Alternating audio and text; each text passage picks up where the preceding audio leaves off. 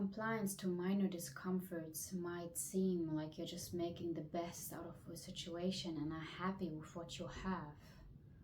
And in some cases, that might be true and a good course of action. But sometimes it isn't. And the only thing that this compliance then leads to is the lost opportunity for a happier life. This slightly negative state that is not too much of an issue for now is residing in region beta, and unfortunately a lot of people are hanging out there. I was stuck there too until I decided to just exit. Region beta is a term that was coined by David Gilbert in 2004, and it refers to a situation that is not great but also not so terrible yet for you to change anything about this not so great situation. For example, you are not too thrilled about your job, but it's not devastating either, so you stay and are mildly miserable until the age of 65. Or you're not really vibing with your partner, but at least they're not abusing you, so you stay and are mildly miserable until they maybe end it for you. Or you have a toothache, but it's not excruciating enough yet for you to see the dentist and fix it once and for all, so you are mildly miserable until, please just go to the dentist, it's important. So you hang out with compliancy and resignation because it could also be well worse, right? It could, but it could also be much better. You're not that bad off, yes, but if you actually were, you would finally take the necessary action to be way better off than you had been before that well enough limbo. And doesn't that sound great if it didn't sound too confusing?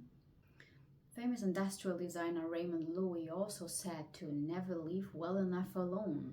He was talking about design, but it applies quite smoothly here too. But anyway, I wanted to tell you about my divorce. Not the personal details, as there is much more to it than I would share here, but I want to talk about one aspect that made me realize that I too was stuck in region beta and that I had to get out of it to change my life for the better.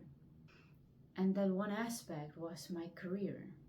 My marriage was cozy, so cozy that my creative fire was burning on a very low flame, and I very honestly didn't achieve much in my time of being a spouse. And that was mostly due to financial security. I knew that nothing would happen if I didn't make it work with concept art or book translations or later oil painting. I would always have a roof over my head and there would always be food in the fridge. I always worked on something, as I'm far from being a lazy person and I always need to fumble around, but I wasn't motivated enough to make a significant change in my career development. I did the wrong things, wasn't focused enough, or hung on to unnecessary details that slowed me down significantly for far too long. I got older and older without any improvement to my personal development. I was financially absolutely dependent and I was incredibly unhappy about it. Being married was safe and sound, but it also made me surrender to the coziness of it.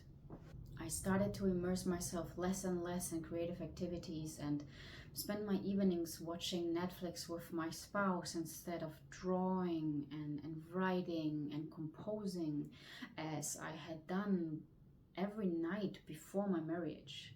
I stopped dealing with the pain of rejection and the fay of projects and instead succumbed to intense perfectionism over the few things I did eventually do, because I now had the time and money to do so.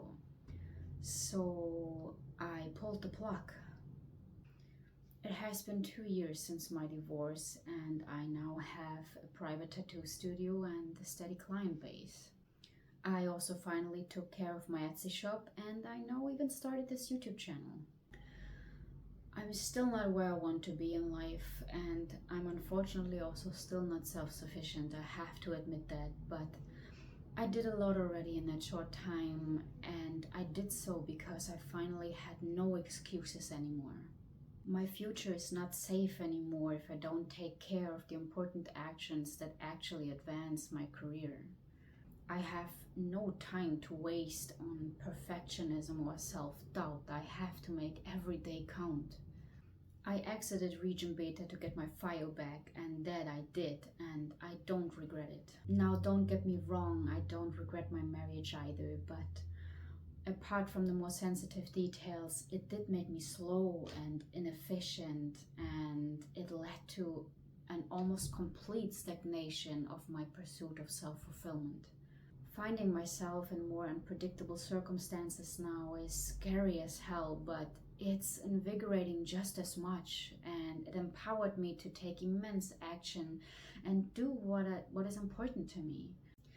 Now, you can find happiness in an okay situation, but for that to happen, you have to work a lot on yourself to be content with maybe simplicity, maybe mediocrity, or maybe lost opportunities. That can absolutely be fine and even healthy if done so right. But don't get obedient with slightly bad circumstances if the circumstances still have the potential to be harmful to you in the long run. Stay aware when it comes to your needs, stay active when it comes to your personal development, and most importantly, stay curious.